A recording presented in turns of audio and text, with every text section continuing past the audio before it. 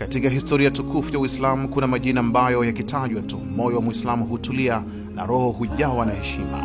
Miongoni mwa majina hayo ni jina la sahaba mashuhuri Bilal bin Rabah al-Habashi. Bilal alikuwa miongoni mwa watu waliobeba historia ya Uislamu katika nyoyo zao kabla hata dini haijaenea duniani. Alizaliwa katika mji mtakatifu wa Makkah katika familia ya watumwa. Mama yake alikuwa mwanamke mwema aitwaye Hamama binti Saleh aliyekuwa na asili ya Afrika, jambo lilomfanya Bilal awe na ngozi nyeusi iliyong'aa mithili ya usiku wenye mwezi angavu. Katika jamii ya wakati huo utumwa ulikuwa kawaida. Bilal alikuwa chini ya bwana wake mkali aitwaye Umayya bin Khalafi, lakini katika moyo wa Bilal kulikuwa na kitu ambacho hakuna minyororo ingaliweza kukifunga. Aliposikia ujumbe wa tauhidi kutoka kwa Muhammad bin Abdullah sallallahu alaihi wasallam, Bilali hakusita, aliukubali Uislamu kwa moyo wote.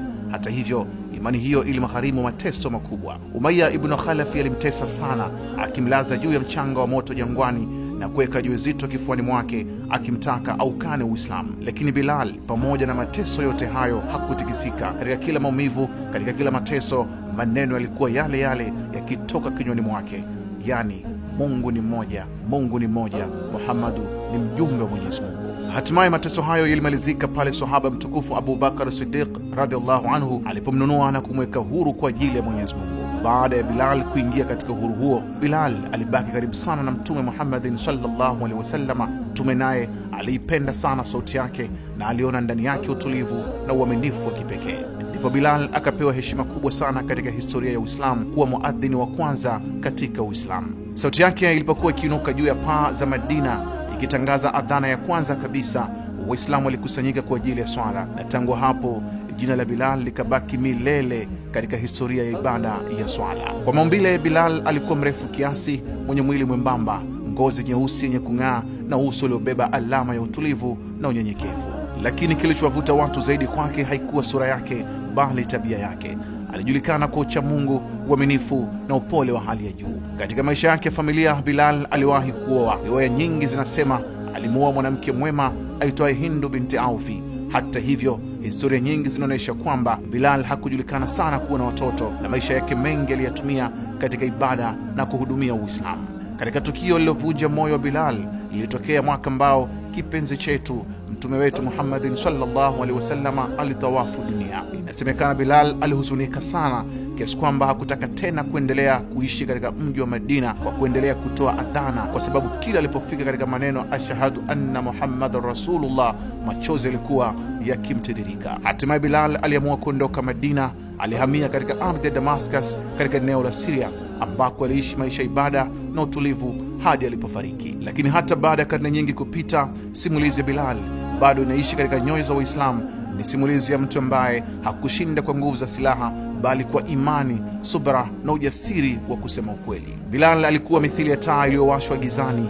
Mateso alijaribu kuizima, lakini badala yake mwanga wake uliangaza zaidi. Mpaka leo jina lake linatajwa kwa heshima katika kila adhana inayoinuka duniani. Siku moja Mtume Muhammadin sallallahu alaihi wasallam alimwambia Bilal kuwa usiku aliota au alipewa habari kwamba alisikia sauti ya nyayo za Bilal peponi. Mtume akamuuliza Bilal, ewe Bilal, ni amali gani unayoitegemea zaidi? Bilal akajibu kwa unyenyekevu mkubwa, hakuna amali kubwa sana anayojiona nayo isipokuwa kila anapochukua udhu mchana au usiku huswali raka 2 za sunna baada yake. Hapo Mtume akaonyesha kwamba istiqama yake katika ibada hiyo ndio iliyompa cheo hicho kikubwa. Wanawazuoni wengi wanasema tukio hili linaonyesha mambo mawili. Bilal alikuwa na daraja kubwa mbele ya Mwenyezi Mungu Subhanahu wa Ta'ala. Amali ndogo lakini ya kudumu inaweza kumpandisha mtu daraja kubwa sana. Katika moja ya tukio la kusikitisha na kuhuzunisha kwa watu wa Madina, baada ya miaka mingi kupita tangu kufariki kwa Mtume Muhammadin sallallahu alaihi wasallam, Bilal aliendelea kuishi katika ardhi ya Damascus, lakini moyoni mwake kulikuwa na kumbukumbu ambayo haikuwahi kufutika. Kumbukumbu ya siku ambazo sauti yake ilikuwa kiinuka juu ya paa za Madina ikiwaita Waislamu kusimama mbele ya Mola wao. Siku moja inasimuliwa kwamba Bilal alirudi tena katika mji wa Madina baada ya muda mrefu tangu kuondoka kwake. Watu wa Madina walipomwona, mioyo yao ilijawa na furaha na huzuni kwa wakati mmoja. Walimkumbuka muadhini wao wa zamani, sauti ambayo ilikuwa imezoea kupenya katika anga la mji huo mtukufu. Wakamwomba kwa shauku kubwa, ewe Bilal, tupe adhana kama zile za zamani.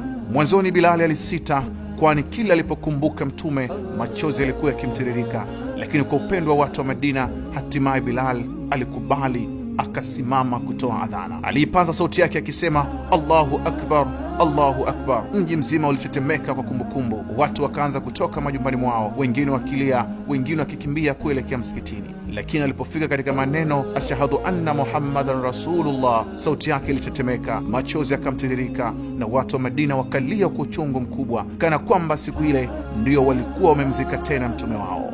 Ilikuwa adhana iliyovunja mioyo, lakini pia adhana iliyokumbusha dunia kwamba kuna watu ambao historia yao haifi kamwe. Bilal hakuwa tu muadhini wa kwanza wa Uislamu, bali alikuwa sauti ya imani ambayo ilivuka karne na vizazi, na mpaka leo kila adhana inayoinuka duniani kuna kivuli cha sauti ya Bilal kinachotembea ndani yake. Kama ilivyo kila nafsi itaonja mauti, sahaba Bilal bin Rabah al-Habashi alifariki dunia katika mwaka wa 20 Hijria, takribani mwaka wa 640 miladia, katika kipindi cha ukhalifa wa Umar bin Khattab radhiallahu anhu. Bilal alifariki katika mji wa Damascus uliopo katika nchi ya Syria.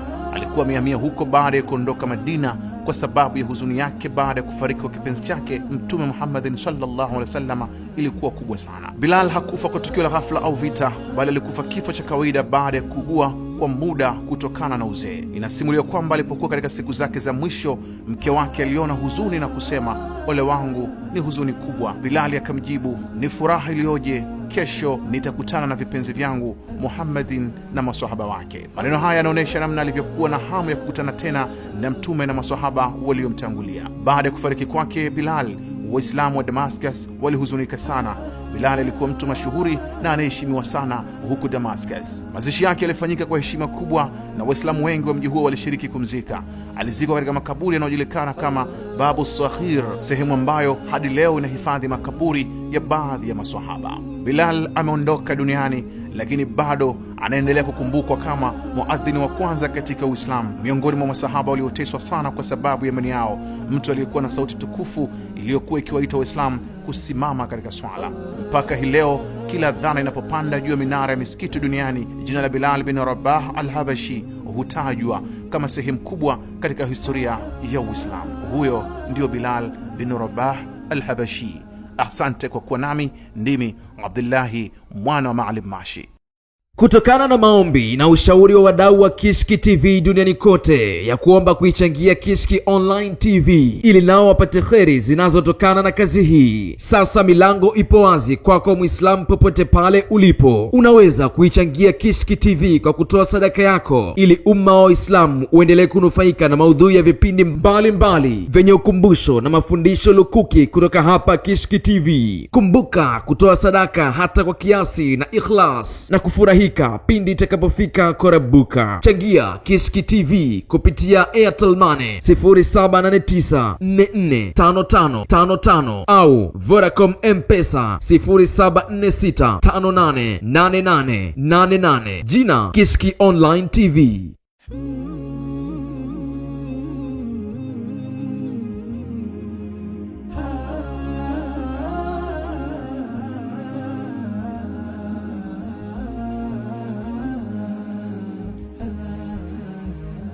Oh